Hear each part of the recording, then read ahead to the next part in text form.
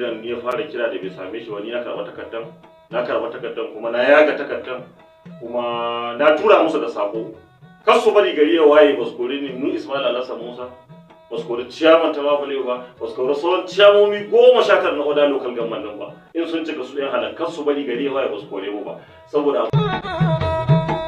wata rigima bana ban gane irin ta ba da sanyi ya taho mutum hudu da zane daya sun kwan ɗaki daya in za a yi kwanciya sai a raba hudu ko kuma a yi yamutse ko a bamba mutum daya.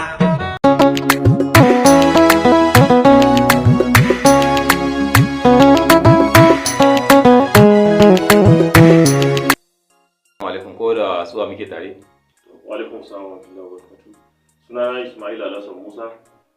magacin majidadin Bauchi, kuma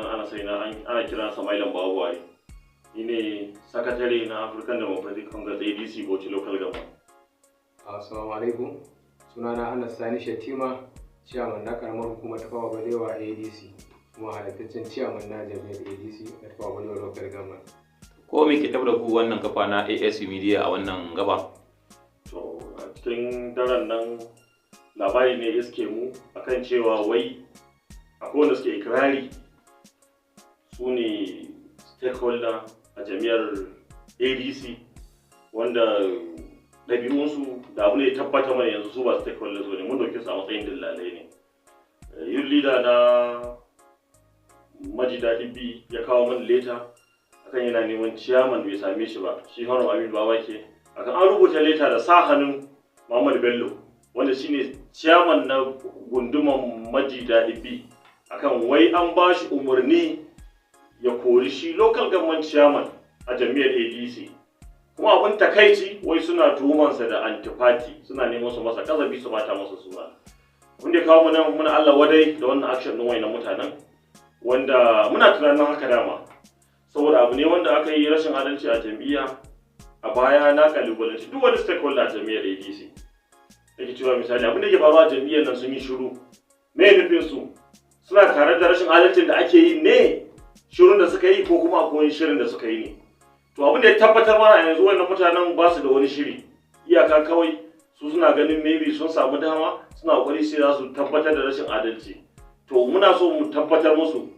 babu abin da ya taba shi wani Aminu Babake yana nan a matsayinsa na chairman Bauchi local government a matsayinsa na Algon chairman na chairmomi na local government 20 da muke da su wannan mutane su sani yadda suke gadara su members ne ko kuma su stakeholders na jami'a shi ma wannan dan bawan Allah shi ma shugaba ne kuma jagora ne kuma yana da mabiya a karkashin sa kuma wannan abin da suka yi mun dauke shi kawai ruwa ne a kwando aikin banza shashanci suka yi Ciyaman ko me da aka ce akan wannan katakuza da ake?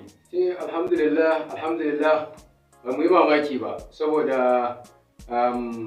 ruwa baya tsami banza kamar yadda muka faɗa a baya lallai mu yi kokari mu hankaltar da stakeholders kan cewa idan dai jam'iyya ce a gabansu kuma so ake a samu nasara domin ganin cewa an kawo ƙarshen irin mulkin da yake faruwa daga ƙasa zuwa jihohi da kuma local government to dole ya kasance cewa gyara ya fara daga gida ne to amma abin takaici abin kaito zai kasance cewa an bar wasu 'yan bani na iya sun zo suna neman su kawo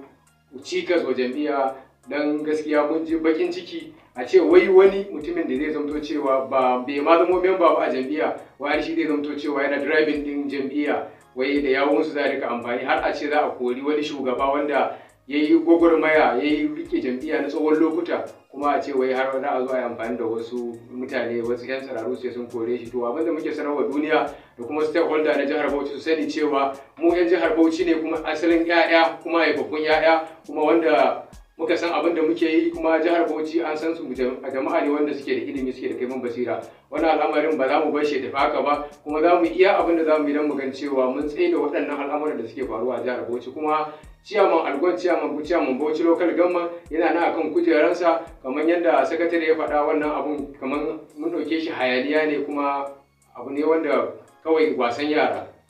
Sakatare idan na koma gare ka baka ganin wasu za su iya cewa shi me yasa ciyaman din bai zo ya kare kansa da kansa ba sai kula ku zo ku kare shi? Kamar jawabin da nake ma ne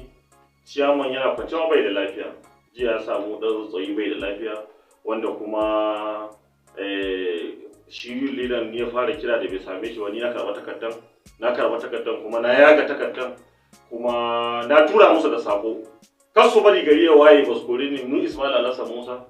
ba su kori ciyaman ta babale ba su kori sauran ciyamomi 19 na Oda local government nan ba in sun cika su yan halakar su bari gari ya waye ba su kore mu ba saboda abu ne wanda ina da yakinin ko da ciyaman ya tashi ba wani abu rashin lafiyar da yake ba wai zai wani abu na sabanin abin da muke bane duk abin da ciyaman din ne yake yi da sanin mu da yawon mu da izinin duk wani ciyaman na 20 local government kokari muke yi mu yi kotelin abin nan a cikin lumana abin kunya ne da takaici muna jami'ar ADC a ji yawo mu a ji wai a ce jami'ar ADC akwai matsala wallahi tallahi mun iya kokari mun ga cewa misali an yi rufa stakeholders nan sun shigo sun yi abin nan a bisa tsari a bisa lumana ba sai an ji mu ba amma it's unfortunate hanyar da suka fito da shi kenan da izinin Allah mu ma za mu bi su a hanyar babu wani bil adama a cikin su dukkan jami'ar ADC wanda muke shakka wanda muna da yakinin duk wanda ya ce wannan kula za mu ce masu cas saboda muna da yakini layin da muke muna faɗa ne akan gaskiya kuma da izinin Allah za mu yi nasara. Cewa kuna kake ganin akan hujja ko kuma gadara ko dokan da take ganin ya ba su dama su sauke shi ciyaman din? Ai ba su da wannan hurumin ba su da wannan doka ba ta ba su dama su sauke shi ba saboda an ka duba kaman irin kalaman da suka yi amfani da shi wajen cewa sun sauke shi wai suna zargin shi ne da kamar antifati yana mu'amala da wata jam'iyya don ganin cewa kawo jam'iyyar sa cikas wanda kaga a bangare na siyasa ma dan siyasan ka faɗa masa wannan magana daidai wannan gaban zai ɗauka cewa kawai dai kana neman ka shafa wa mutum kashi ne wannan ba a zo gurin ba the only kawai abin da muka sani shine ciyaman a matsayinsa na argon ciyaman kuma jajirtaccen mutum ne wanda ya tsayin daka akan ciyamomi 20 na jihar Bauchi don ganin cewa sai an kwato musu hakkinsu wanda ake neman a danne a matsayinsu na zababbun ciyamomi wanda suka yi congress wanda kuma suke da shauran wa'adinsu na watanni wannan shine kawai abin da suke neman daman yaya za a yi a tsaye da shi mai girma ya argon don ganin cewa an dakatar da shi a wannan jagorancin da yake bisa adalci da jajircewa irin nashi suke neman su ga sun tackle ɗinsa ko ta yaya ba su samu dama ba shine suka bullo da wannan ta wannan hanya. Sakatare daga ƙarshe wani sako da aka miƙa wa mabiyan ku a dunkule na wannan jami'an da kuma jan hankali da kama stakeholders din. To sako da zamu nake da shi a ƙarshe ga al'umma ne wanda suke sha'awar shiga jami'ar ADC. Wallahi ka su ji komai. A duk wata gwagwarmaya a rayuwa kan samu kalubale.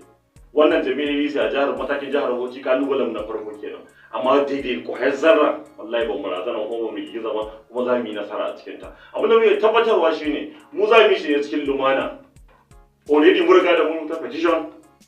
za mu tura wa national body insha Allah za je abun za ta isa hannun David Mark za ta isa hannun Rauf kan cewa misali ga matsalolin da muke da shi a jami'a mu ba za mu kai jami'a kotu ba muna da yakini yadda halin da ake ciki a yanzu irin ake jira dama a wurga zamanin jami'a abun kunya ne a ce daga internal crisis ne ta fara addaban ADC mutanen jami'a mutanen jihar Bauchi a yi hakuri da izin Allah 2027 jami'ar ADC za mu kawo kujerun shugaban kasa za mu kawo kujerar gwamna za mu kawo kujerar sata da ran da yan majalisu mu jiha da izinin Allah.